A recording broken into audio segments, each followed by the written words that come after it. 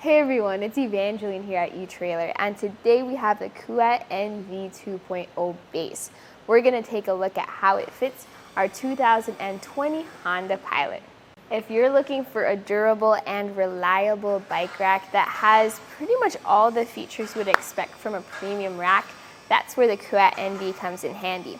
Now the base version is the matte black, not as premium option as the Kuat NV 2.0, where you still get pretty much the same features, but at a slightly more affordable price.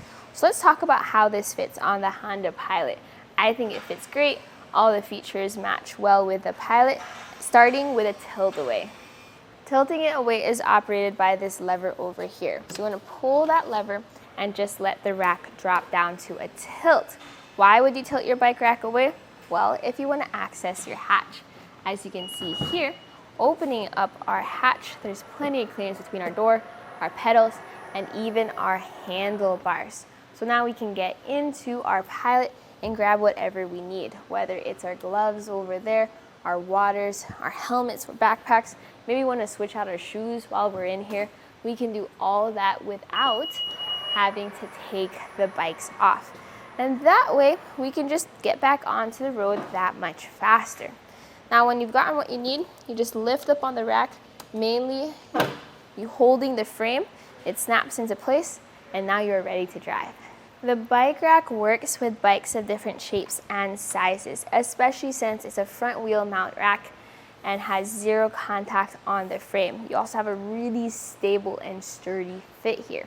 When you do want to take the bike off though, you start at its second touch point, which is going to be your wheel strap. So you press this lever here, that disengages the strap so that you can pull this up, and this actually slides so it's out of the way of your bike. Now, here at the rear wheel, there is also your cable lock, which can be used to secure the bike. There's one cable lock per tray.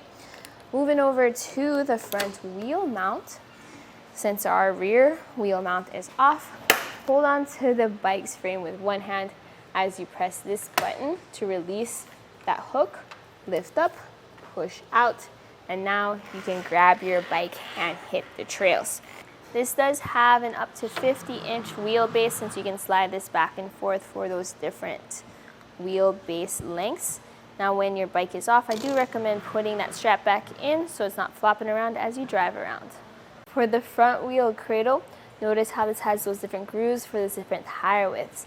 Technically, you can carry up to 5-inch wide tires, but you do get a single strap adapter for that.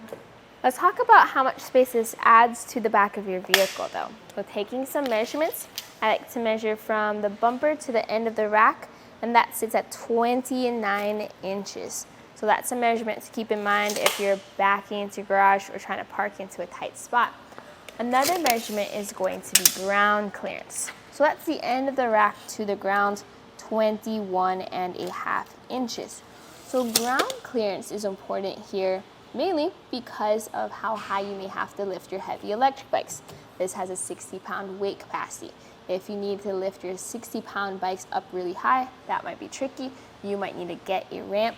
But this is a pretty good height where you kind of lift that front wheel up and then get that back wheel up later. But it is up to you. That is an option if you do want that ramp.